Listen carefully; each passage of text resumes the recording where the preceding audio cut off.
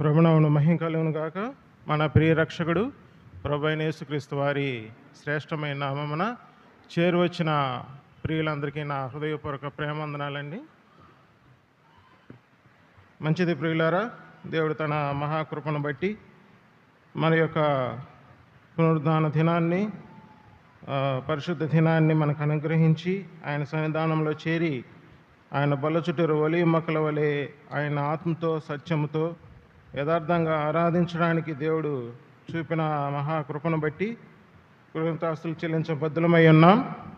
ఇప్పుడు కొద్ది నిమిషాల పాటు ఆయన వాక్యాన్ని ధ్యానించుకొని సంఘముల కొరకు సంగతులు, సంఘము కోసము సంగతులు, సంఘము ద్వారా సంగతులు మనం నేర్చుకుందాం ప్రియులారా. నిర్గమకాండం 26వ అధ్యాయం 1 నుంచి 9 వచనాలు చదువుకుందాం. అందరూ బైబిల్ ఉన్నవారందరూ తీయవలసిందిగా మనవి చేస్తున్నాం. అందరూ తీయాలి. నిర్గమకాండం 26వ అధ్యాయం 1 నుంచి 9 వచనాలు సహాయం చేస్తారా? మరియు మైక్ ఇవ్వండి, అన్నకి మైక్ ఇవ్వండి. మరియు నీవు 10 తెరలతో ఒక మందిరమును చేయవలెను. నీల ధూమ్ర రక్తము గల పేనిన సన్నపు నారతో వాటిని చిత్రకారుని పని అయిన కెరూబులు గల వాటినిగా చేయవలెను. ప్రతి తెర పొడుగు 28 మూరలు, పొడుగు 28 మూరలు. ప్రతి తెర వెడల్పు 4 మూరలు. ఆ తెరలన్నిటికీ ఒకటే కొలత.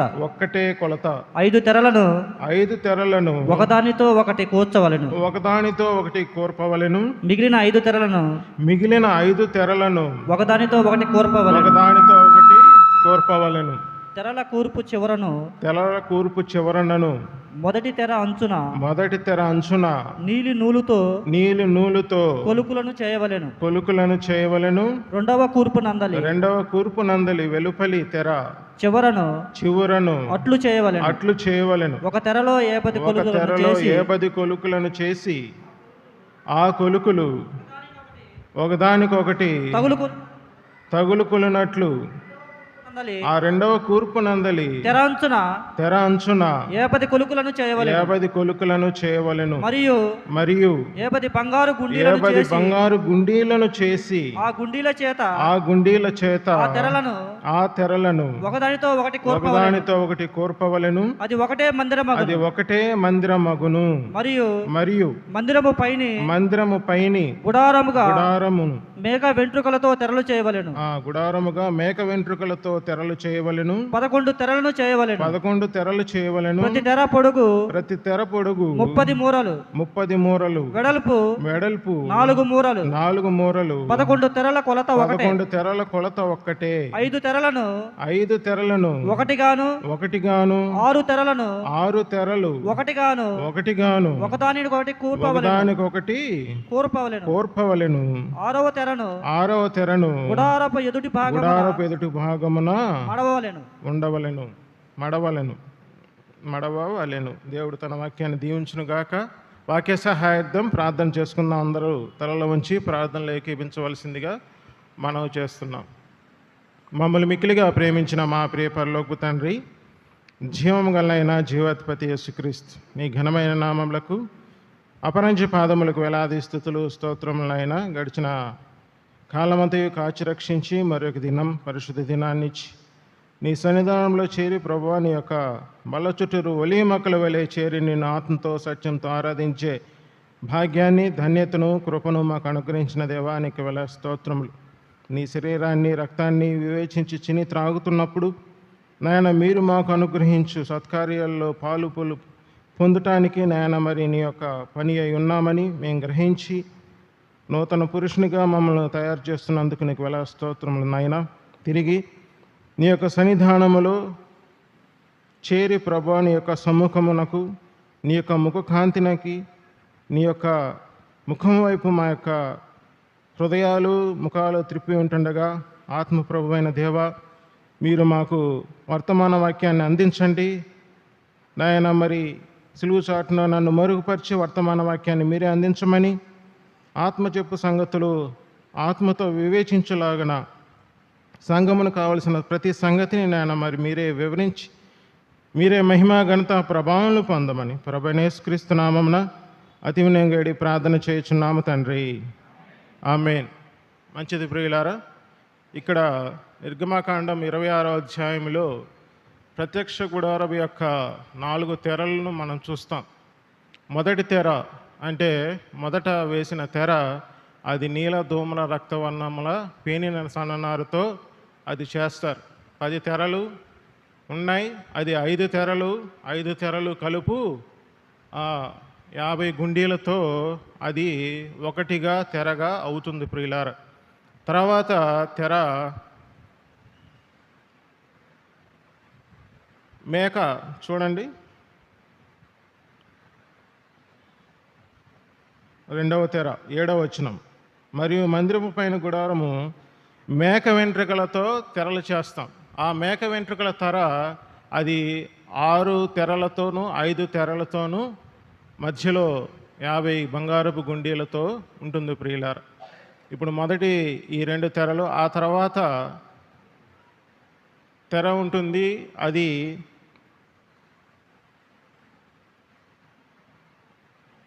ఎరుపు రంగు వేసిన పొట్టేల తెర. ఆ తర్వాత ఉండేది సముద్ర వత్సల తోళ్ళ తెర. అంటే ఈ 4 తెరల విధిగా మనము ప్రత్యక్ష గుడారం యొక్క పైభాగాన్ని చూస్తాం ప్రియులారా. ఈ 4 తెరలు మనం ఆత్మీయంగా గత కాలంలో ధ్యానించాం. అయితే ప్రస్తుతం ఉన్న వర్తమాన వాక్యం మనకు సంఘం యొక్క క్షేమాభివృద్ధి, సంఘం కట్టబడటానికి మనము ఏ విధంగా ఉన్నామనే విషయాల్ని, మన యొక్క నమ్మకత్వాన్ని దేవుని ఎదుట కనపరుచుకోవడానికి, ధ్యానించడానికి దేవుడు మనకు అనుగ్రహించు, ఆత్మప్రభు అనుగ్రహించు సంగతులను మనం ఇప్పుడు ధ్యానిస్తున్నాము కనుక మొదటి 2 తెరల గురించి మనం తెలుసుకుందాం ప్రియులారా. ఈ యొక్క నీలి రక్త ధూమ్ర వర్ణ పేనిన సన్ననార అంటే 4 రంగులతో 5 + 5గా అంటే 10 తెరలతో ఒక తెరగా చేయబడిన మొదటి తెర ఉంది ప్రియులారా. ఆ మొదటి తెర నీలి రక్త ధూమ్ర వర్ణము గల పేనిన సన్ననార. అది మనము సువార్త సత్యముగా గత దినాల్లో మనం ధ్యానించాం. దాదాపు సంవత్సరం పైన అయిపోయింది ప్రియులారా. ఆ పేనిన సన్ననార వైట్ లెలిన్ దేనికి గుర్తుగా ఉంది? నీలి రంగు ఏ గుర్తుగా ఉంది? తర్వాత ఎరుపు రంగు ఏ గుర్తుగా ఉంది? ధూమ్రము ఏ రంగు గుర్తుగా ఉందనేది ధ్యానించాం. ప్రస్తుతం మనం ఆ వైపు వెళ్ళట్లేదు, కానీ ఇక్కడ ఎన్ని తెరలుగా చూస్తున్నాం? 5 తెరలు + 5 తెరలు. ఈ 5 తెరలని సమకూర్చేది 50 గుండీలు. ఏమండి? 50 గుండీలు అంటే 5 + 5 తెరలని ఒకటి చేసేది 50 గుండీలు ప్రియులారా. ఇక్కడ మనము ఒక్క తెరగా చూస్తున్నాం, ఒక్క మందిరముగా చూస్తున్నాం. మనము 6వ వచనం 4వ వచనం మనం గమనించినట్లయితే ఎన్ని తెరలు ఉన్నప్పటికీ అవి సమకూర్చబడుతున్నాయి. గుండీలతో అవి వేరు చేయని విధముగా సమకూర్చబడుతున్నాయి. మాత్రమే కాదు, అది ఒక్క మందిరముగా ఒక్క తెరగా ఉంది ప్రియులారా. వాటిని వేరు చేయకుండా ఏమి అడ్డుకుంటున్నాయి, లేకపోతే ఏమి సమకూర్చబడుతున్నాయి చెప్పండి? 50 బంగారు గుండీలు. 50 అనగానే మనకి ఏమి గుర్తొస్తుందంటే, మన అపోస్తల కార్యాల గ్రంథం 2వ అధ్యాయంలో పెంతెకోస్తు దినాన ఆత్మ ప్రభువు మనకు అనుగ్రహింపబడ్డాడు. సంఘానికి ఆదరణకర్తగా అనుగ్రహింపబడిన ఆత్మ ప్రభువు వేటిని సమకూరుస్తున్నాడనండి? 5 తెరలను సమకూరుస్తున్నాడు. ఇక్కడ 5 అనగానే మనము హెబ్రీ భాషలో హే అని అన్నప్పుడు 5వ అక్షరము కృపణ గురించి తెలియజేస్తుంది. ఏం తెలియజేస్తుంది? కృపణ గురించి తెలియజేస్తుంది. ఇప్పుడు నేను చెప్పబోయే సంగతులన్నీ హృదయంలో ఉంచుకుంటే అల్టిమేట్గా ఆత్మప్రభు మనకి ఏం బోధించనై ఉన్నాడో హృదయంకి ఖచ్చితంగా గోచరం అవుతుంది. కాబట్టి నేను ఏ విధంగా చెప్తున్నాననేది ఆలోచించకుండా దేనికోసం చెప్తున్నానో హృదయంలో ఉంచుకోండి ప్రియులారా. ఎందుకంటే నేను చాలా చిన్నవాడిని, సంగతులు నేర్చుకుంటూ తెలియపరుస్తున్నాను కనుక ఒకవేళ వివరంగా చెప్పలేకపోయినా, లేకపోతే ఇంత పెద్ద టాపిక్ ఎందుకు పెట్టుకున్నావు, అంత అవసరం ఏముంది నీకు, చిన్నవాడివి కాబట్టి చిన్న సంగతులే చెప్పాలి అని హృదయాల్లో ఉంచుకోవద్దు. ప్రేమతో తెలియజేస్తున్నాను. ఈ విషయాలన్నీ ఎందుకు చెప్తున్నానంటే, నేను మీ అందరి వాడను, మీలో నుండి పుట్టి పెరిగిన వాడను కనుక స్వతంత్రంగా చెప్తున్నాను ప్రియులారా. మీరు స్వతంత్రంగానే తీసుకోండి. నేను చాలా మిమ్మల్ని ప్రభువు ప్రేమించిన విశ్వాసమును బట్టి ప్రేమించడం ద్వారా నాకు ఈ నోరు తెరవబడిందన్న విషయాన్ని సంఘం ఎదుట నేను బలముగా సాక్ష్యమిస్తున్నాను ప్రియులారా. నా నోరు తెరవబడిందని అంటే నా సామర్థ్యం కాదని మరి ఒకసారి మీకు తెలియజేస్తున్నాను. కాబట్టి సంఘముల కోసము సంగతులు, సంఘముల కొరకైన సంగతులు, సంఘము ద్వారా సంగతులు ప్రియులారా. ఎఫెసీయులకు రాసిన పత్రిక 3:8 మనం చెప్పినట్లయితే సమస్తమైన జ్ఞానము సంఘము ద్వారానే తెలియబడబడుతుంది ప్రియులారా. కాబట్టి అది దేనికి విషయమేనంటే సంఘముల కోసమే, సంఘముల కోసమే, సంఘము ద్వారా ఆత్మ ప్రభువు చెప్పు సంగతులు మనం తెలుసుకున్నాం కదా. ప్రకటన గ్రంథం 22:16 మనకి యేసుక్రీస్తు తన దూతగా, మనకి ఆదరణకర్తగా ఆత్మ ప్రభువుని మనకు అనుగ్రహించాడు. ఆత్మను అనుసరించి జీవించడం ద్వారా మనము ఆత్మను అనుసరించి క్రమముగా నడుచుకునే నియమము, అది నీతిమంతుడు విశ్వాస మూలముగా జీవించుననే ఆత్మ యొక్క నియమానికి సంఘము కట్టుబడి జీవించాలి కనుక మనం ఆత్మ చెప్పు సంగతులు ఖచ్చితంగా ధ్యానించాలి. వాటి ద్వారానే మనం నేర్చుకోవాలి ప్రియులారా. గుడారము, ఇక్కడ ప్రత్యక్ష గుడారము అలనాడు ఛాయగా ఉన్నది, కానీ ఇప్పుడు నిజస్వరూపం దేనిలో ఉందండి? మన ప్రభు అయిన యేసుక్రీస్తు వారే. ఆయన చెప్పు సంగతులు ఖచ్చితంగా అది సంఘానికి క్షేమం కొరకు మాత్రమే కాదు, అంత్యకాలమందు రాజ్య సువార్త కొరకు కూడా అని ప్రభు చెప్తున్నాడు. కాబట్టి అంత్య దినాలలో, కడవరి దినాలలో సంఘము మరింత వెలుగులోనికి తీసుకురావాలని అంటే ఆత్మ ప్రభు ఖచ్చితంగా ప్రభు యేసుక్రీస్తు వారిని మహింపరచవలసిందే. ఆ మహిమ దేవునికి రాని పక్షంలో, ప్రభు యేసుక్రీస్తు వారికి రాని పక్షంలో మనం ఎంత ప్రయాసపడినా, మన యొక్క మనుషుల ఆలోచన ఎంత తీసుకొచ్చినా కూడా అది బలహీనతే ప్రియులారా. ఇప్పుడు 5 అంటే కృప అని మనం చెప్పుకుంటున్నాం. అంటే ఇక్కడ ఒక 5 తెరలు, ఇంకొక 5 తెరలు ఏకం చేసేది 50 గుండీలు. ఆ బంగారపు గుండీలు 5 తెరలను తెలుపుతుంది. కాబట్టి ఈ 5 అంటే కృప అని అన్నప్పుడు 2 కృపలు కలిస్తే ఏమవుతాయి చెప్పాలి. 5 కృప అంటున్నాం, 5 కృప అంటున్నాం. 2 కృపలు కలిసినప్పుడు ఏమవుతుందండి? ఒక కృప, ఇంకొక కృప. కృప వెంబడి కృప అంటే మనకి ఏం గుర్తుకొస్తుంది? ఒక వచనం గుర్తుకు రావాలి. చూడండి, యోహాను సువార్త 1:18. యోహాను రాసిన సువార్త 1:18. బైబిల్ ఉన్నాయి, తీసి చూడడానికి అందరూ తీసి చూడండి. మనకి లేఖనాలలోంచి దేవుడు మాట్లాడతాడు ప్రియులారా. ఇక్కడ మానవుడు ఒట్టివాడు, మన హృదయాలు తెరవబడుతుండగా మనం దేవుని మహిమపరుద్దాం. యోహాను సువార్త 1:18 చదువుదామా?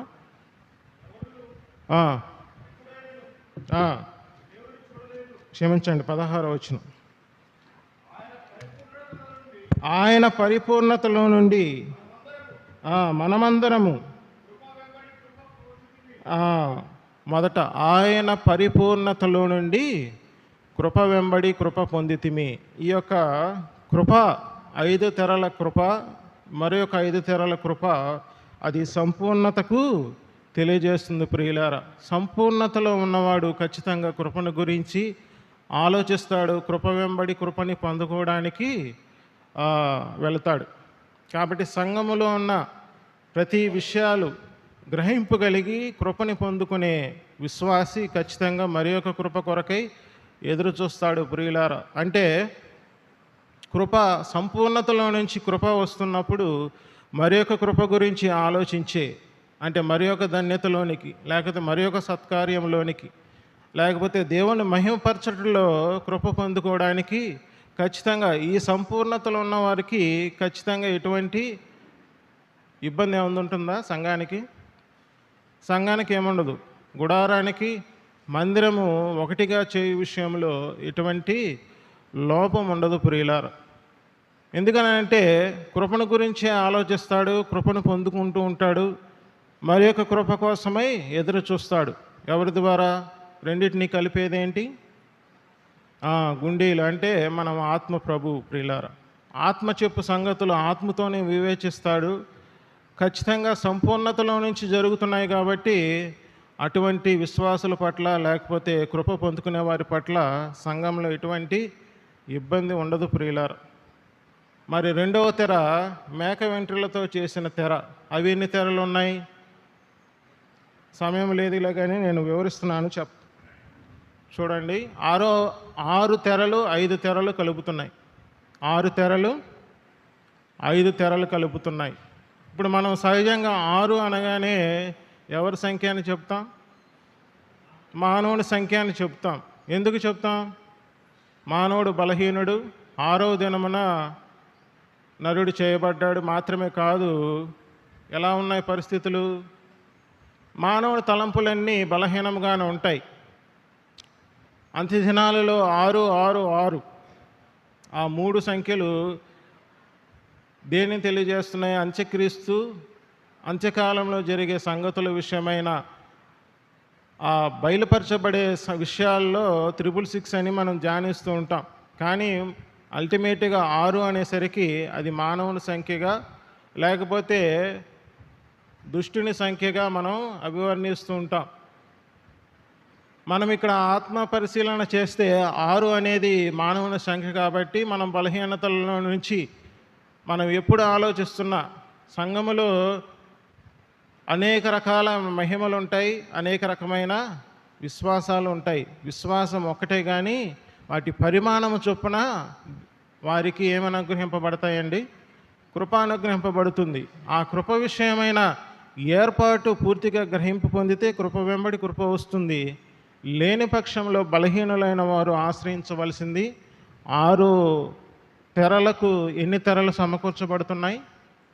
5 తెరలు సమకూర్చబడుతున్నాయి. అంటే బలహీనతలో నుంచి 5 అంటే కృప అని మనం చెప్పుకున్నాం. మనం బలహీనతలను కూడా ఎవరిని ఆశ్రయించాలి? 6ని ఆశ్రయించాలా? 5ని ఆశ్రయించాలా? 5 కృప అయితే మనం కృపను ఆశ్రయించాలా? మన సొంత తలంపులతో మళ్ళా మన బలహీనతలలో నుంచే మన బలహీనతలను ఆలోచిద్దామా ప్రియులారా? మనం ఎవరి విషయంలో మనం ఆలోచించాలి? సంపూర్ణతలో నుంచి కృప వెంబడి కృప పొందుకునే పరిస్థితులు కొంతమందికి ఉంటే, కొంతమంది బలహీనతల నుంచి కృపను ఆశ్రయించేవారు కూడా ఖచ్చితంగా ఉంటారు ప్రియులారా. సంఘాల్లో ఈ 2 ఖచ్చితంగా అందరూ ఉంటారు. ఆ తర్వాత సముద్రం వచ్చబుల తోలు పైన కప్పు, అది ప్రియులారా, అది లోకములో బహిర్గతమయ్యేది. వారి విషయంలో దేవుడు వారిని తేటతెల్లం చేస్తున్నాడు. వారు సంఘంలోనే ఉంటారు, కానీ లోకమంతా వారిలో ఉంటుంది. వాళ్ళు సంఘముల కోసము కాదు, వారు జీవించేదంతా వారి కోసమే ఉంటుంది. వారు బలహీనులు, కానీ సంఘములోనే ఉన్నారు ప్రియులారా. వారు కృప పొందకుండా ఉండడానికి కారణం ఏంటంటే గుడారములోనికి రారు. గుడారంలోకి వస్తే లోపల మొదట తెరిసే కప్పు ఏంటంటే ఈ 4 రంగుల కప్పు. అదే సువార్త సత్యాన్ని. సువార్త సత్యము తెలియనంత కాలము ఖచ్చితంగా మనం సముద్రం వచ్చల తోళ్లతో పోలి ఉండి నడుచుకుంటున్నట్టే. అంటే దీనికి అర్థం ఏంటి? లోపం ఎవరిదో అంటే మనలోనే ఉంది. సువార్త సత్యాన్ని తెలియకుండా దుష్టుడు అడ్డగించు సమయాల్లో మనం ఎవరితో మింగిల్ అవ్వం? ఆ గుండీలతో మింగిల్ అవ్వం ప్రియులారా. కాబట్టి మనకి ఆ విషయాలు బోధపడవు. కాబట్టి 6 బలహీనతగా సూచిస్తే మనం బలహీనతల నుంచి ఆశ్రయించాల్సింది బలహీనతను కాదు. ఎవరిని ఆశ్రయించాలి? కృపను ఆశ్రయించాలి. అప్పుడు ఎవరితో మనం మింగిల్ అవ్వడం వల్ల మరలా కృప పొందుకుంటామని అంటే పరిశుద్ధాత్మ దేవుడే. ఆత్మను అనుసరించి జీవించటంలో ఆత్మను ద్వారా జీవించే కృప ఉంది ప్రియులారా, అది క్రమము అని అంటున్నాడు. మరొకసారి గుర్తు చేస్తాను, చూడండి. గలతీయులు రాసిన పత్రిక 5వ అధ్యాయం 25వ వచనం. గలతీయులు రాసిన పత్రిక 5వ అధ్యాయం 25వ వచనం ప్రియులారా. ఈ వచనం చదువుకున్నట్టుగా సంఘంలో ఉన్న ప్రతి దుర్నీతి కూడా కాల్చివేయబడును గాక. మనము ఆత్మను అనుసరించి జీవించు వారమైతిమా, ఆత్మను అనుసరించి క్రమముగా నడుచుకుందు ఏంటమ్మా క్రమముగా నడుచుకుందు నడుచుకుందాము. అక్రమంగా నడుచుకుంటామా, క్రమంగా నడుచుకుంటామా? మనం ఆత్మను అనుసరించి నడవకపోతే వచ్చేది బలహీనతే. 6కు 5 కలపాలి కానీ 6పు కలిపే ఆలోచనలో ఉంటే అది మన యొక్క బలహీనతే బయటపడుతుంది ప్రియులారా. తద్వారా బలహీనులను ఏం చేస్తారు చెప్పాలి. బలహీనంగా ఉన్నాము, పడిపోయిన వెంటనే నువ్వు బలహీనుడు, నువ్వు బలంగా అని అంటావా? అరే పడిపోయాడని అంటాం. ఏమంటాం? పడిపోయాడు అంటామా, బాధపడతామా, లేకపోతే పడిపోయిన వారి పట్ల బలహీనంగా ఉన్నాడని చెప్పేసి మనం వాళ్ళని చూసి హేళన చేస్తామా? చెప్పాలి. బలహీనంగా ఉన్నాడు, పడిపోయాడు, మనం ఏం చేస్తాం? వాడిని పడిపోయిన స్థితిలో నుంచి లేవనెత్తడానికి ఆలోచిస్తాం. ఇది క్రమము ప్రియులారా. కాబట్టి ఆత్మను అనుసరించి జీవించే ప్రతి పరిస్థితిలో క్రమం ఉంటుంది. అప్పుడు మాత్రమే ఆత్మను అనుసరించి మనం నడుచుకుంటాం. కాబట్టి పడిపోయిన వారి పట్ల మనం చూపించవలసింది ప్రేమయే ప్రియులారా. మనకి కొరింథీ రాసిన మొదటి పత్రిక 13వ అధ్యాయం 13వ వచనములో విశ్వాసము, నిరీక్షణ, ప్రేమ, ఈ మూడిట్లో శ్రేష్టమైనది ప్రేమ అని ఎందుకు అన్నాడని అంటే, ఈ 3 కలిగి ఉంటే ఆటోమేటిక్గా ప్రేమను ఫలించేవారం. రోమీయులకు రాసిన పత్రిక 6వ అధ్యాయం 22వ వచనం చెప్పినట్టు దేవుడి ఆత్మఫలము మొదట అది నిత్య జీవనం గురించిందైతే అది ఫలము పరిశుద్ధతగా దేవుడు చూస్తున్నాడు. పరిశుద్ధత కలిగి ఉంటే మొదట ఆత్మఫలము 5వ అధ్యాయం 22 గలతీయులకు రాసిన పత్రిక ప్రేమ ఫలమే. ఆ ప్రేమ ఫలానికి మూలము విశ్వాసము, నిరీక్షణ ప్రియులారా. కొలస్సీయులకు రాసిన పత్రిక 1వ అధ్యాయం 3వ వచనంలో మనం గమనించినట్లయితే ఏదైతే మనకి పరలోకం నుంచి కలిగే నిరీక్షణ అది విశ్వాసాన్ని పుట్టిస్తుందో, తద్వారా విశ్వాసమును అనుసరించి వెలువడే ప్రేమ వస్తుంది ప్రియులారా. ఎఫెసీయులకు రాసిన పత్రిక 1వ అధ్యాయం 15వ వచనం కావచ్చు, ఫిలిప్పీయులకు రాసిన పత్రిక 1వ అధ్యాయం 3వ వచనంలో కావచ్చు. అది ఏ దేవుని ఎడల విశ్వాసం అది మానవుని భక్తి అయితే, విశ్వాసుల ఎడల విశ్వాసం అది ప్రేమగా పోల్చబడింది. కాబట్టి బలహీనతల యందు మనము ఎవరిని వారి పట్ల ఏం చూపించాలి? ప్రేమ చూపించాలి. వాళ్ళ ఎడల ఏం చేయాలి? బలహీనల ఎడల ప్రార్థన చేయాలి. కానీ దుష్టత్వం వరకు ఏం చేయాలి? యోహాను రాసిన మొదటి పత్రిక 4వ అధ్యాయం 16-17 వచనాలు చూడండి.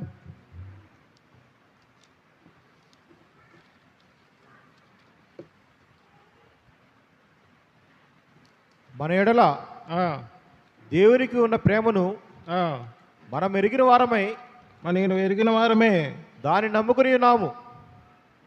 యోహాను రాసిన మొదటి పత్రిక 5వ అధ్యాయం 16 వచనం. క్షమించండి, 5వ అధ్యాయం 16 వచనం. తన సహోదరుడు మరణకరము కాని పాపము చేయగా ఎవడైనాను చూచిన ఎడల అతడు వేడుకొనును. అతనిని బట్టి దేవుడు మరణకరము కాని పాపము చేసిన వారికి జీవము దయచేయును. మరణకరమైన పాపము గలదు. అట్టి దాని గూర్చి వేడుకొనవలెనని నేను చెప్పుటలేదు అంటున్నాడు. ఎందుకని?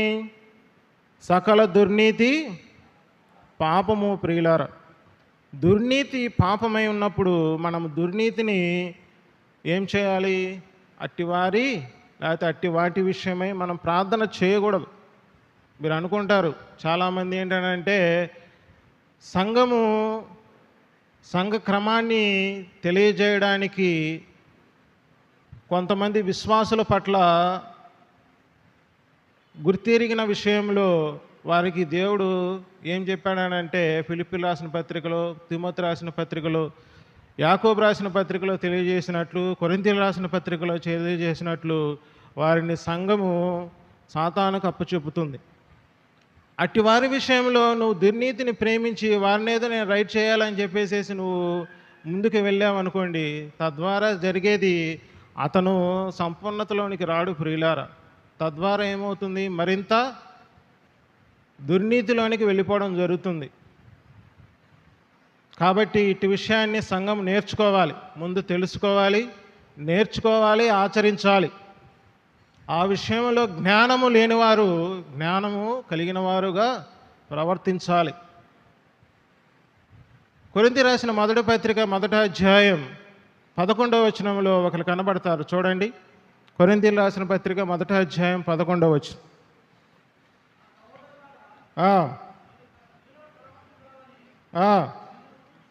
మరి ఒకసారి చదవండి అన్న.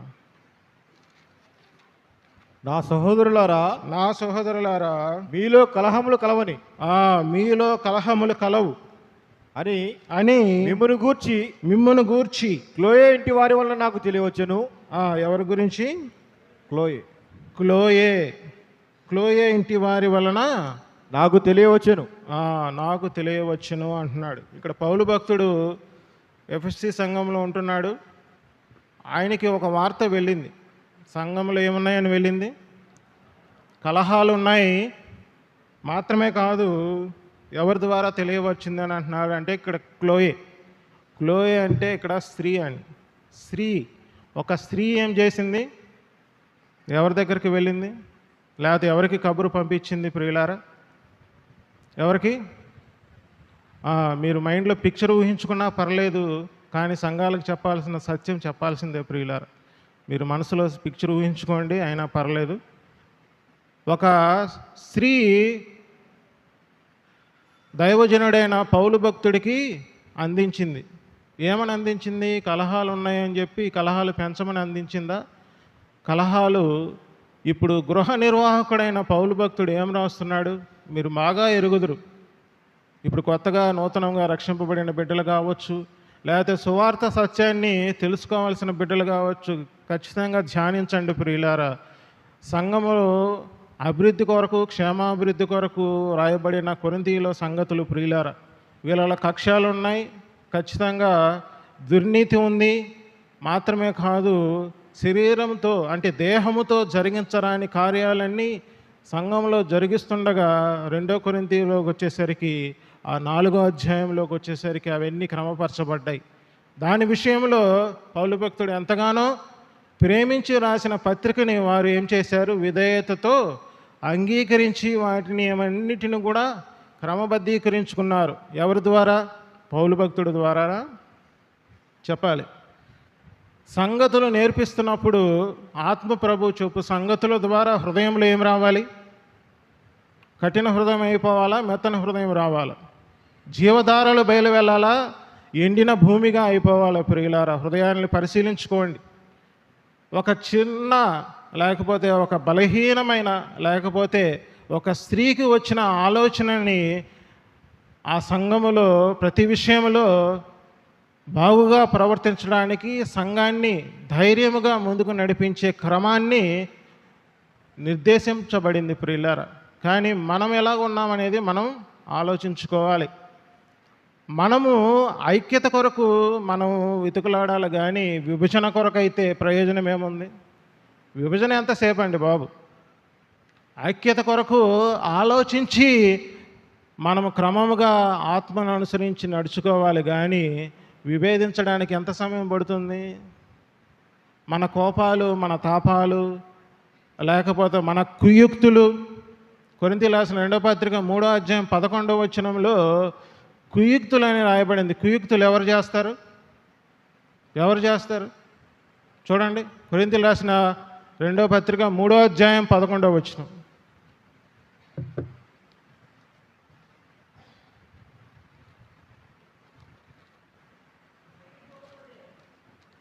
పదకొండవ అధ్యాయం 3వ వచనం. క్షమించండి, అన్ని తప్పులు తల్లుతున్నాయి. 11వ అధ్యాయం 3వ వచనం. సర్పము తన కుయుక్తి చేత తన హవ్వను కుయుక్తి చేత హవ్వను మోసపరిచినట్లు మీ మనస్సులను మీ మనస్సులను చెరుపబడి క్రీస్తు ఎడల క్రీస్తు ఎడలనున్న సరళత నుండి పవిత్రత నుండి ఎట్లైనను తొలగిపోవునేమో అని తొలగిపోనేమో అని భయపడుచున్నాను. పౌలు భక్తుడు భయం ఏంటండి? అలనాడు ఆదాముని మోసపరచలేదు కానీ అవ్వను మోసపరిచినట్లు అని రాశాడు ఇక్కడ. అవ్వ చేత సర్పం ఎలాగ కుయుక్తితో ఆమె మోసంలో పడిపోయిందో ఆటోమేటిక్గా ఏమవుతుంది? క్రీస్తు ఎడలనున్న సరళత మనం మిస్ అయిపోతున్నాం ప్రియులారు. కాబట్టి మనము బలహీనముగా ఉన్నప్పుడు ఎవరిని ఆశ్రయించాలి? ఎవరిని ఆశ్రయించాలి? 6ను ఆశ్రయిద్దామా? 5ను ఆశ్రయిద్దామా? 5ను ఆశ్రయించిన వాళ్ళందరూ కూడా హృదయంలో దేవునికి కృతజ్ఞతాస్తులు చెల్లించండి. అది ఖచ్చితంగా మీకు జరుగుతుంది. ఎందుకనంటే దేవుడు బలహీనతల నుంచి ఖచ్చితంగా అద్భుతాలు చేసే దేవుడు కాదా? చేయట్లేదా? మనం ఇదే యోహాను సువార్త 1వ అధ్యాయం 16వ వచనంలో సంపూర్ణతలో నుంచి కృప వెంబడి కృప అనుగ్రహించిన దేవుడే అదే 2వ అధ్యాయం 11వ వచనంలో బలహీనతల నుంచి కృప అనుగ్రహిస్తున్నాడు. చూద్దామా? యోహాను సువార్త 2వ అధ్యాయం అనగానే మనకు ఒక దినం గుర్తొస్తుంది, అక్కడ జరిగే విందు గుర్తొస్తుంది. 3వ దినమున అక్కడ ఏం జరుగుతుంది? కానాను ఊరిలో వివాహం జరుగుతుండగా ఎన్ని రాతి పానలు అక్కడ? 6 రాతి పానలలో ఏమి నింపాడు? అంచుల వరకు నీళ్లు నింపాడు. నీళ్లు నింపిన తర్వాత అద్భుతంగా ఏమి బయటకు వచ్చింది? శ్రేష్టమైన ద్రాక్ష రసం వచ్చింది. జబ్బు ద్రాక్ష రసం మొదట పోయబడింది, శ్రేష్టమైన ద్రాక్ష రసం తర్వాత వచ్చింది. ప్రియులార 2వ అధ్యాయం 11వ వచనం ఒకసారి చదవండి అన్న. యోహాను సువార్త 2వ అధ్యాయం 11వ వచనం. గలిలయలోని కానాలో యేసు ఈ మొదటి సూచక్రియ చేసి తన మహిమను బయలుపరచును. ఏం బయలుపరిచాడని? ఏం బయలుపరిచాడు? గట్టిగా చెప్పాలి, నాకు వినపడట్లేదు. మహిమను బయలుపరిచాడు. ఆయన బలహీనతల నుంచి మహిమను బయటికి తీసుకురావాలి కానీ మహిమను తగ్గించే విధంగా ఉండకూడదు ప్రియులారు. మనం బలహీనులమే కావచ్చు, కృపను ఆశ్రయించిన తోడనే దేవుడు మహింపరచబడాలి కానీ దేవుడు ఏం చేయబడాలి? చాటును ఏడవడానికి కానీ అవమాన పాలు పొందడానికి కానీ. లోకము చూసి ఏమవుతుంది? ఇదే యోహాను సువార్త 17వ అధ్యాయం 20వ వచనం చూడండి. అధ్యక్షుల వారు చాలాసార్లు చెప్తున్నారు కానీ మీరు గ్రహిస్తున్నారో లేదో నాకైతే తెలియట్లేదు. యోహాను సువార్త 17వ అధ్యాయం 20వ వచనం.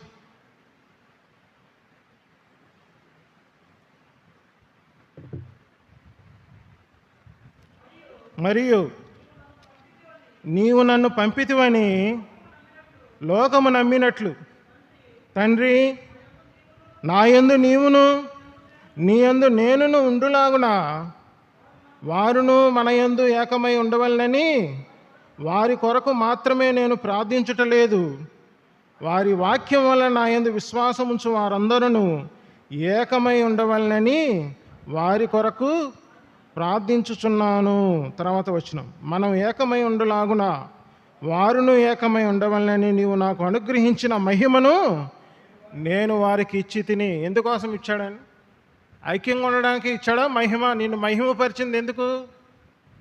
దేవుని అవమానం చేయడానిక? మనతో పాటు ఆయన కూడా మహిమపరచబడడానికి. తండ్రి కుమారునికి ఇచ్చిన మహిమ ఎలాగిచ్చాడో వారికి నేను ఆయన యందు విశ్వాసం ఉంచిన వారికి, కేవలం శిష్యులకు మాత్రమే కాదు సర్వలోకానికి మహిమపరచడానికి దేవుడు మహిమనిచ్చాడు మనల్ని కాదా?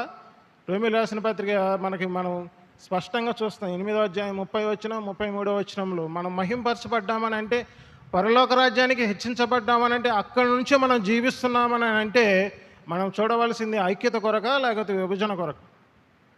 సంఘాన్ని ఐక్యత దేని ద్వారా కట్టాలండి? 5 తెరలు దేని ద్వారా కట్టబడుతుంది చెప్పాలి? గుండీల ద్వారా ఏకం చేస్తున్నాం. గుండీలు అంటే ఆత్మ ప్రభు అని ఇప్పుడే మనం చెప్పుకుంటున్నాం ప్రియులారు. మనము ఆత్మ ద్వారా ఏకం చేయాలి కానీ కుయుక్తుల ద్వారానో లోకంలో బలహీనతలు అంటే మన మానవుని తలంపుల ద్వారానో కాదండి. విషయం ఎప్పుడైనా సరే కృప కొరకు ఎదురు చూసే ప్రతి బిడ్డ కూడా ఏం ఆలోచిస్తాడు? సంఘక్షేమం కొరకు ఆలోచిస్తాడు, ఐక్యత కొరకు ఆలోచిస్తాడు. మనకందరికీ ఎరుగుదాం. కీర్తన గ్రంథం 133వ అధ్యాయం చూడండి ఒకసారి. అక్కడ సహోదరులు ఎందుకు ఐక్యత కలిగి ఉండాలంటే కింద వచనాలు తెలియజేస్తాయి. మనకందరికీ తెలుసు. నేనైతే చిన్ననాటి నుంచి అవి సండే స్కూల్లో మాకు కంఠత వాక్యాలు కూడా నేర్పించారు. సహోదరులు ఐక్యత కలిగి నివసించుట ఎంతో మేలు, ఎంత మనోహరం. ఐక్యత కోల్పోతే ఏమో ఇవి ఉంటాయా? మేలులు ఉంటాయా? మనోహరాలు ఉంటాయా? తర్వాత అది తల మీద పోయబడి అహరోను గడ్డం మీదుగా కారి అహరోను గడ్డం మీదుగా కారి అతని అంగీల అంచు వరకు అతని అంగీల అంచు వరకు జారిన పరిమళ తైలము వలె ఉండును. ఆ పరిమళ తైలము వలె ఉండును. సియోను కొండల మీదకి దిగివచ్చు. సియోను కొండ మీద ఉండి దిగవచ్చు. హెర్మోను మంచు వలె ఉండును. హెర్మోను మంచు వలె ఉండును అంటే ఐక్యతను ఏం చూపిస్తుందండి? తైలం అంటే అభిషేకం కదా. మందిరంలో ఎవరు ఆనంద తైలముతో అభిషేకించబడే పరిస్థితి ఎవరికి ఉంది? ఆయన మహిమపరచబడ్డాడంటే మొదట ఆయన శ్రమలు పొందాడు. ఆయన శ్రమలు పొందిన తర్వాత ఆయన మహిమపరచబడ్డాడు. ఆయన మహిమ దేనికి వస్తుంది? ఆయన తర్వాత కలగబోవు ఆనందము కొరకై ఆయన ఏం చేయబడ్డాడు? మన కోసమే అర్పింపబడ్డాడండి. హెబ్రీయులు రాసిన పత్రిక చదవలేదా మీరు? ఆ ఆనంద తైలము అది అహరోను గడ్డము మీదుగా కారి, అంటే ప్రధాన యాజకుని యొక్క అంగీ మీద, గడ్డం మీద నుంచి అంగీల అంచు వరకు కారిందని అంటే అంగీ ఎలా పడితే అలా కట్టు అయిపోతే బాగుంటుందా? లేకపోతే ఒకే అంగీగా ఉంటే ఆ అంగీల అంచులో ఏమున్నాయి? ఫలాలు ఉన్నాయి, ఇంకా గంటలు ఉన్నాయి. బంగారపు ఏమున్నాయండి? బంగారపు దానిమ్మ పళ్ళు ఉన్నాయి, పక్కనే గంటలు ఉన్నాయి. ప్రియులారా, ఆత్మ ఫలాల తర్వాత ఆత్మ వరాలు ఉన్నాయి. ఆత్మ ఫలాలు, ఆత్మ వరాల వరకు ఆ అభిషేక తైలము దిగజారాలంటే అంగి ముక్కలు అయిపోతే బాగుంటుందా? ఆలోచనలు ఎలా ఉన్నాయండి మన సంఘంలో? ఆలోచనలు గమనించి, దేవునికి అనుకూలంగా ఆత్మను అనుసరించి నడిచేలాగా ఉన్నాయా? మన సొంత ఆలోచనలు ఉన్నాయా? లోకము మనల్ని జడ్జి చేయాలి, కానీ లోక జడ్జిమెంట్ మనం తీసుకురాకూడదండి బాబు. అది ఇంత జ్ఞానం కలిగిన వాడు కూడా ఆటోమేటిక్గా చెప్తాడు. లోకానికి జ్ఞానం మనం నేర్పించాలి, కానీ లోక జ్ఞానం తీసుకొచ్చి మనం వాడుకోవడం కాదు. అది హెర్మోను మంచు అంటే అది అంత స్వచ్ఛంగా ఉంటుంది. ఆ హెర్మోను మంచు అంటే కొండ మీద దిగి వచ్చే మంచు, పైన ఎటువంటి డస్ట్ కూడా, పార్టికల్స్ కూడా ఉండవు. అంత స్వచ్ఛంగా అంటే పరిశుద్ధత విషయంలో మనం అన్యోన్యులుగా ఉన్నామంటే కారణం కేవలం విశ్వాసుల ఎడల విశ్వాసము, దేవుని ఎడల విశ్వాసము రెండు కలిగి ఉన్న విశ్వాసులు మాత్రమే ఆ ఫలాన్ని పొందుకోగలుగుతారు. ప్రియులారా, మనం ఆ విషయంలో ఆ హెర్మోను మంచునే మనం గురవలే విధంగా ఉండడం. అహరోను గడ్డం మీద కారిన అంగీల అంచు వరకు దిగజారి ఆ అంగీల అంచునున్న ఫలాలు, వరాలు మనం కోరుకోం. అసలు తైలాన్నే మనం గణపరచం. ప్రియులారా, మరి ఏ విధంగా మనం ఐక్యత, దేవునికి మహిమ తీసుకొస్తాం? దేవుని ఆ ఫలాలు పొందుకోవడానికి ద్వారానే దేవుని మహిమ ఉంది కదా. ఎవరైతే ఫలిస్తారో ఎవరు మహిమపరచబడతారు? యోహాను సువార్త 15వ అధ్యాయం 8వ వచనం. యోహాను సువార్త 15వ అధ్యాయం 8వ వచనం. మీరు బహుగా ఫలించుట వలన ఎవరు మహిమపరచబడతారు? ఫలించలేకపోతే షాలేము సంఘం ఫలిస్తే దేవునికి మహిమ వస్తుంది. షాలేము సంఘం ఫలించకపోతే మన ద్వారా దేవునికి మహిమ రాదు, వేరే వాళ్ళ ద్వారా వస్తుంది. ఆ మహిమలో ఫలించేవాడిగా నీవు నేనున్నావా అనేది మనకి ఈ ఉదయకాల సమయంలో దేవుడు మన ఎడలో ఉంచిన ప్రశ్న. ప్రియులారు, ఒక విశ్వాసి ఫలాలు ఫలించాలని సంఘములో చాలా ఆధిక్యతలు పొందాలని హృదయంలో ఆశిస్తే మొదట కావాల్సింది ఫలం కావాలంటే ఏ రకంగా ఫలం తీసుకొస్తాం? తద్వారా మహిమ రావాలని అంటే ఏ విధంగా వస్తుంది? యోహాను సువార్త, ఇదే యోహాను సువార్త 7వ అధ్యాయం 39వ వచనం. యోహాను సువార్త 7వ అధ్యాయం 39వ వచనం. ఎవరు వస్తే దేవుడు మహిమపరచబడతాడు? యోహాను సువార్త 7వ అధ్యాయం 39వ వచనం. తన యందు విశ్వాసం ఉంచువారు పొందబో ఆత్మను గురించి ఆయన ఈ మాట చెప్పెను. యేసు ఇంకను మహింపరచబడలేదు గనుక ఆత్మ ఇంకను అనుగ్రహింపబడలేదు. అంటే ఆత్మ అనుగ్రహింపబడితే యేసుక్రీస్తు ఏమవుతాడు చెప్పాలి? మహింపరచబడతాడు.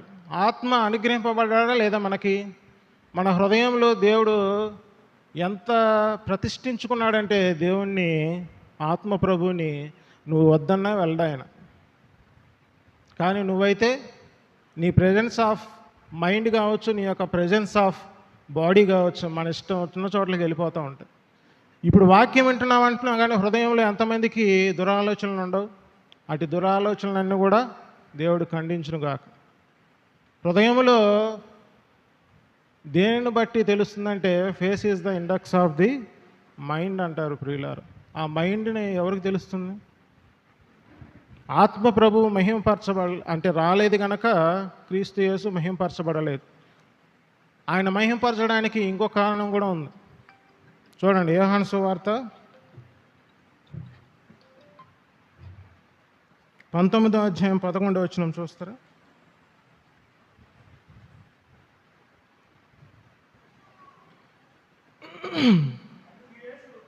అందుకు యేసు పైనుండి నీకు ఇయ్యబడి ఉంటేనే తప్ప నా మీద నీకు ఏ అధికారం ఉండదు. క్షమించండి, యోహాను సువార్త 13వ అధ్యాయం 31వ వచనం. యోహాను సువార్త 13వ అధ్యాయం 31వ వచనం.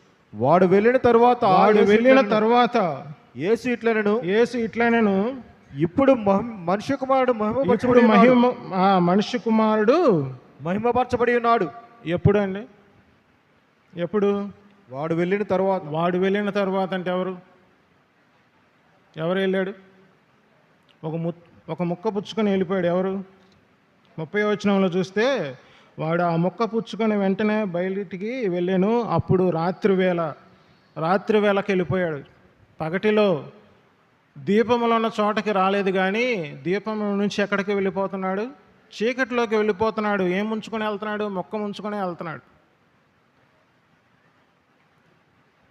చీకటిలోకి వెళ్తున్నాడు. చీకటిలోకి వెళ్ళేవారు దేవునికి మహిమ తెస్తారా, లేకపోతే ఏం చేస్తాం ప్రియులారా?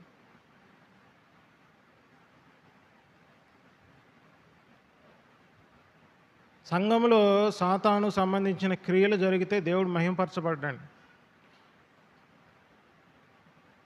సాతానుకి అనుకూలమైన పనులు ఏంటి మీకు అనుకుంటున్నారేమో? దుర్బోధ ఒకటి, దుర్నీతి ఒకటి. ఈ రెండు చాలు, మనం ఇంకేం చేయనవసరం లేదు.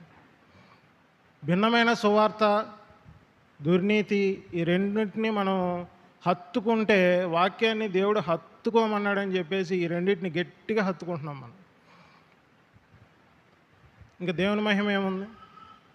ఐక్యత ఎక్కడ ఉంది? ఐక్యత ఎక్కడ రావాలి? సంఘాలకు ఐక్యత ఎక్కడ రావాలి? ఎఫెసీయులకు రాసిన పత్రిక 4వ అధ్యాయం 11వ వచనం. నేను ముగిస్తాను, అయిపోయింది టైం. ఎఫెసీయులకు రాసిన పత్రిక 4వ అధ్యాయం 11వ వచనం. మనమందరము విశ్వాస విషయంలోను దేవుని కుమారుని గూర్చిన జ్ఞానం విషయంలోను ఏకత్వము పొంది సంపూర్ణ పురుషుల మగ వరకు, అనగా క్రీస్తునకు కలిగిన సంపూర్ణతకు సమానమైన సంపూర్ణత గలబారమవుటకు ఆయన ఇలాగూ నియమించను. విశ్వాస విషయంలో దేవుని కుమారుని గూర్చిన జ్ఞానం విషయంలో, మనిషి జ్ఞానం కాదు. ఇక్కడ కుయుక్తులు కూడా రిస్ట్రిక్టెడ్ ప్రియులారు. జ్ఞాన విషయంలో ఏకత్వం పొంది సంపూర్ణ పురుషులం, అనగా సంపూర్ణత గలవారమగుటకు, సంపూర్ణతకు సమానమైన సంపూర్ణత. ఇందాక మనం చదువుకున్నామే, ఎవరైతే కృపణ గురించి సర్వ సంపూర్ణతలోనికి నడిపింపబడి కృప వెంబడిని కృపను పొందుకుంటున్నారో వారందరి విషయంలో మనం వాళ్ళతో మింగిలైతే కృప వస్తుంది. మనం బలహీనంలో అయినప్పుడు ఎవరిని ఆశ్రయించాలి? మొదట మనం చెప్పుకున్నాం, పక్కకి వెళ్ళిపోయిందా? 6ని దేనికి కలపాలి? 5కి కలపాలి. యోహాను సువార్త 2వ అధ్యాయం 11వ వచనం. దాని ద్వారా ఏమొస్తుంది? దేవునికి మహిమ వస్తుంది. మనం బలహీనులమని మనం గుర్తెరిగాం, మనం బలవంతులమేం కాదు. అప్పుడు దేన్ని ఆశ్రయించాలి? మాకెందుకులేయ్యా, వాళ్ళు ఎలా చెప్తే అలా. మనం కృపను ఆశ్రయించాం. చాలామంది కూడా 30 సంవత్సరాలు 40 సంవత్సరాల నుంచి, నా చిన్ననాటి నుంచి కూడా సంఘాలకు వస్తున్నారు, క్రమాన్ని ప్రోత్సహిస్తున్నారు. ఇంకేమి నేర్చుకున్నారు మీరు? చిన్నపిల్లల దగ్గర నుంచి నేర్చుకుంటున్నారు. మీరు మాకు చెప్పించాల్సిన పరిస్థితుల్లో ఉంటే మేము మీకు చెప్పాల్సి వస్తుంది. అయినా సరే అది కాదు ఇది అని చెప్పినా కూడా ఏం చేస్తున్నారు?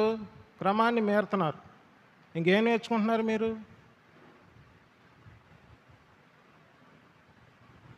క్రీస్తు అధికారముతోనే నేను బోధిస్తున్నానని మీకు సవినయంగా మనవి చేస్తున్నాను ప్రియులారా. దేవుడు అనుగ్రహించు ఆత్మ ప్రభువు చెప్పు సంగతులే నా హృదయంలో నుంచి, నా గుండె బీట్ ఇప్పుడు మీరు టెస్ట్ చేయండి ఎంత వేగంగా కొట్టుకుంటుంది. ఎందుకు అంత భయముతో, భక్తితో, వినయముతో, సాత్వికంతో మీకు బదులు చెప్తుందని అంటే దేవుని భయం అలాంటిది. పరిశుద్ధత విషయంలో లేకపోతే విశ్రాంతిలో నుంచి తొలగిపోతామేమో అనే భయం ఉంది కాబట్టి, సంఘంలో గలిబిలు వస్తే ఐక్యత ఉండకపోతే విశ్రాంతి కూడా ఉండదు ప్రియులారా. విశ్రాంతి కోరుకునే వాళ్ళకే ఏముంటుంది? కృప ఉంటుంది. యోహాను సువార్త ఆదికాండం 6:8 నోవాహు యెహోవా దయ వలన కృప పొందాడు. ఎందుకు? ఆయన విశ్రాంతిలో ఉన్నాడు కనుక. హెబ్రీయులకు రాసిన పత్రిక 3:18-19 వాళ్ళు విశ్రాంతిలో ఎందుకు ప్రవేశించలేదని అంటే ఆయన మాటలని, ఆయన వాక్యాన్ని విశ్వాసం ఉంచలేదు కనుక. మనం లోకడ ధ్యానించాం. ఏం ధ్యానించాం? వినుట వల్ల విశ్వాసం కలుగుతుంది, వినుట క్రీస్తు వలన కలిగితే నెక్స్ట్ వచ్చేదే ఆ విశ్వాసంలో నుంచి ఏమొస్తుంది? ఇప్పుడు మన హెబ్రీయుల పత్రిక మనం చెప్పినట్లు 3:18-19 చూసుకోండి. అక్కడ విశ్రాంతిలో ప్రవేశించలేదు విశ్వాసం లేకపోవడం వల్ల. విశ్వాసం ఉంటే విశ్రాంతిలో ప్రవేశిస్తాం. విశ్వాసం ఉంటే విశ్రాంతిలో ప్రవేశించిన వారికి ఏముంటుంది? నోవహుకు పొందినట్టు కృప పొందుకుంటాం. మనం కృపని నిష్ఫలము కాకుండా, అదే కొరింథీయులకు రాసిన మొదటి పత్రిక 15:10 చెప్పినట్లు, నా కృప నేను వ్యర్థం చేసుకోలేదు, నేను నిష్ఫలను కాలేదు అంటున్నాడు. ఏదైతే క్రియలు కలిగిన విశ్వాసం, నా హృదయంలో క్రియలు నేను చాలా మెండుగా పెట్టుకున్నాను, సంఘంలో కనబరచకపోతే అట్లా. యాకోబు పత్రిక 2:18-20 చెప్పినట్లు, వ్యర్థుడ క్రియలు లేని విశ్వాసం నిష్ఫలం అంటున్నాడు. వ్యర్థుడాన్ని సంబోధించబడదాం, బలానమ్మకమైన మంచి దాసుడిగా మనం సంబోధించబడదాం. క్రియలు లేని విశ్వాసం మృతము, అది నిష్ఫలం అని అంటున్నాడు. అని అంటే విశ్వాసం ఖచ్చితంగా క్రియలు ఉంటుంది, లేకపోతే విశ్వాసం మృతమే ప్రియులారు. అంటే నువ్వు పేరుకు మాత్రం జీవిస్తున్నావు అని మాత్రమే, కానీ పేరుకు మాత్రమే జీవిస్తున్నావు, లేకపోతే నువ్వు మృతుడివే అంటున్నాడు ప్రకటన గ్రంథంలో. సంఘానికి చెప్పు సంగతులు, సంఘం కోసం సంగతులు, సంఘం ద్వారా సంగతులు, యేసుక్రీస్తు దూత ఆత్మ ప్రభు చెప్పు సంగతులు, సాతానుడు చెప్పు సంగతులు కాదు ప్రియులారు. సాతాను ఏం చేస్తాడు? సంఘాన్ని వేరు చేస్తాడు, చెప్పడాడు. సంఘాన్ని వేరు చేసే వాళ్ళు కూడా ఉన్నారు, ఇంకొకరు ఉన్నారు. ఎవరు? యోహాను రాసిన 3వ పత్రిక 1వ అధ్యాయం 1 ఉంటుంది చూడండి.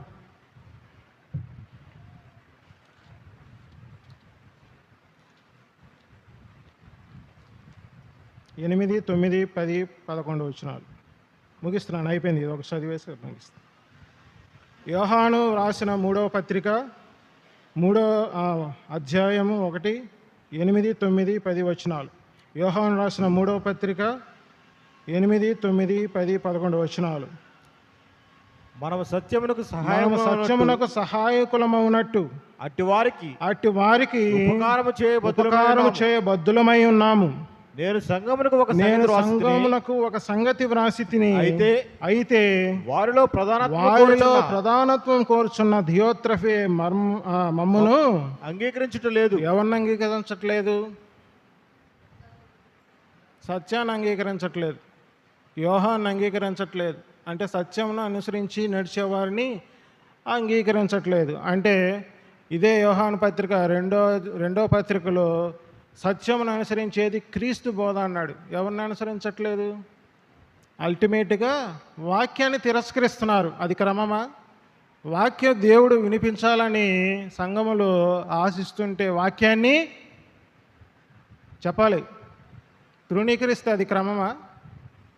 ఇక్కడ కూడా తృణీకరిస్తున్నారు. చెప్పండి, చూడండి ఎవరిని తృణీకరిస్తున్నారు? ప్రధానత్వం కోరుచున్న దియోత్రఫే మమ్మను అంగీకరించట్లేదు. వాడు మమ్మను గూర్చి చెడ్డ మాటలు వదులుచు అది చాలనట్టుగా సహోదరులను తానే చేర్చుకొనక వారిని చేర్చుకొన మనస్సు గల వారిని కూడా ఆటంకపరచుచు సంఘము నుండి వారిని వెలివేస్తున్నాడు. సంఘ క్రమాన్ని పక్కన పెట్టి వీళ్ళు ప్రభుత్వాలు స్థాపిస్తారు. ఎవరు? ప్రధానత్వం కోరేవాళ్ళు. ప్రియులారు, సంఘాన్ని కలుపుతున్నారా? గుండీలతో కలుపుతున్నారా? లేకపోతే అంగీల అంచు వరకు కారేవి ఏముంది? బ్లేడ్ చాలు కదా కట్ చేయడానికి, కుయుక్తులు చాలు సంఘాన్ని మొక్కలు చేయడానికి. ఎందరైతే ఆత్మప్రభుని అంటే గుండీల కొరకు ఎదురు చూస్తారో వారికి కృప వెంబడి కృప, బలహీనతలో ఉన్నా కూడా కృప నీకు వస్తుంది. కాబట్టి సంఘాన్ని ప్రేమించే వాళ్ళని అప్రమితంగా ప్రేమిద్దాం, ప్రేమింప వారికి ప్రేమ తెలుపుదాం. కానీ దుర్నీతిని సపోర్ట్ చేసావా, అట్టి వారి గురించి వేడుకోవద్దు అంటున్నాడు దేవుడు.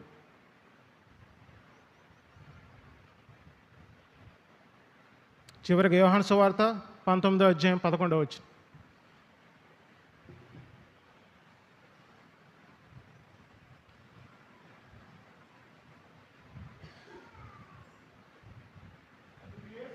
అందుకు యేసు, పైనుండి నీకు ఇయ్యబడి ఉంటేనే తప్ప, పైనుండి నీకు ఇయ్యబడినే తప్ప నా మీద నీకు ఏ అధికారమును ఉండదు. నా మీద ఏ అధికారము కూడా ఉండదు.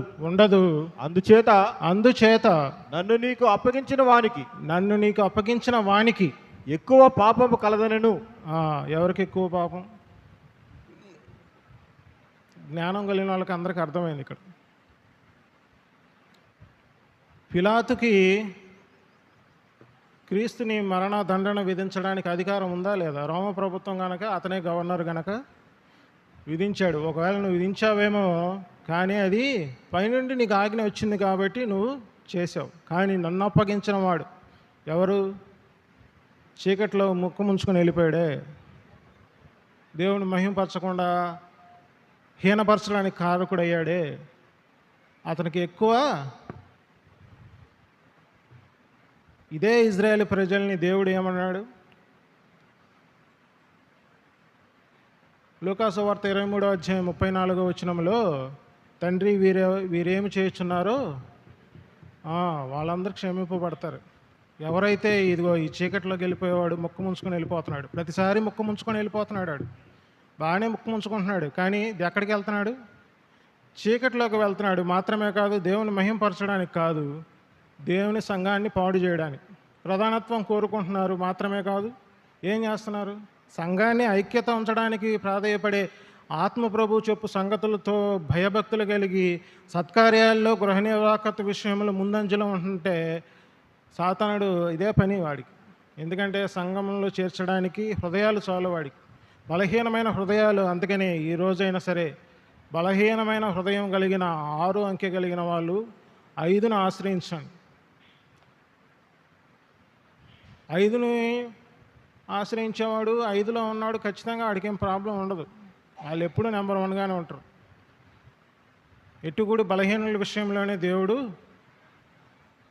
బలం పొందమని అంటున్నాడు. ఆయన కృప నాకు చాలు అంటున్నాడు. ఎప్పుడు?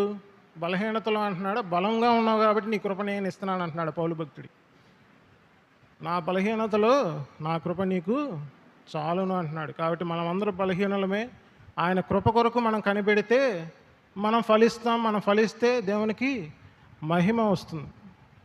ఐక్యతగా ఉంటే దేవుడు మహిమపరచబడతాడు. కాబట్టి ఈ విషయాలన్నీ జ్ఞానం కలిగి మసులుకుందాం. ముక్క ముంచుకుంటున్నాం కదా అని చెప్పి వెలుగులోకి నడవాలి, కానీ చీకట్లోకి మనం వెళ్ళకూడదు. ఆ క్లయో ఎంత చక్కగా సత్కార్యాన్ని చేసి సంఘాన్ని నిలిపిందో చూడండి. కబురు అంటించింది, బాగానే ఇచ్చింది, చక్కగా. ఎవరికి ఇచ్చింది? సంఘాన్ని కట్టే వాళ్ళకి ఇచ్చింది. మన కబుర్లు ఎలా ఉన్నాయి? కాబట్టి వాటన్నిటి విషయాల్లో మనం జ్ఞానం కలిగి ఉందాం. మరొకసారి చెప్తున్నాను, గలతీయులు రాసిన పత్రిక 5వ అధ్యాయం 25వ వచనంలో, మనం ఆత్మానుసారంగా జీవిస్తేనే మనం ఆత్మానుసారంగా నడుచుకుంటాం. అలా కాకపోతే మన నుంచి దుర్నీతి బయలుపెడుతుంది. దాన్ని అదే హెబ్రీయులకు రాసిన పత్రికలో అగ్ని చేత కాల్చివేస్తాను అంటున్నాడు. ఇదే యోహాను సువార్త 15వ అధ్యాయంలో ఎపిటో అంటే పైకెత్తుతాడు. ఆ ఎపిటో పైకెత్తినప్పుడు భూమిలోకి తన్నుకున్న వ్రేళ్ళు కట్ చేస్తుంటాడు కదా, అప్పుడు మనకు కూడా శ్రమే కదా. మనం నాకు ఇక్కడ అతుక్కుపోయినప్పుడు కట్ చేస్తున్నప్పుడు నాకు శ్రమ కలుగుతుందా? కలగదా? దుర్నీతిని ఖండిస్తున్నప్పుడు కూడా మనిషికి శ్రమే ప్రియులారు. మీరు అనుకోవచ్చు, నేను ఈరోజు ఎంత సంతోషంగా నేను దేవుని విషయంలో నమ్మకంగా ఉన్నాను, నా నమ్మకత్వం మీకేం తెలుసు, దేవునికి తెలుసు అని చిటకేసి చెప్తూ ఉంటారు. వాళ్ళందరూ కూడా బలహీనతల్లోనే ఉన్నారు, చూసుకోండి. కాబట్టి ఆత్మప్రభు చెప్పు సంగతులు ఆ గుండీలు లేకపోతే తెరలకి మధ్య ఏర్పరిచేది లేకపోతే సమకూర్చే ఆత్మప్రభు వైపు మనం అడుగులు వేద్దాం. దేవుడు సత్కార్యాలు మన ముందుంచుతాడు. తద్వారా దేవునికి మహిమ కలుగుతుంది ప్రియులారా. దేవుడు తన వాక్యాన్ని దీవించునుగాక.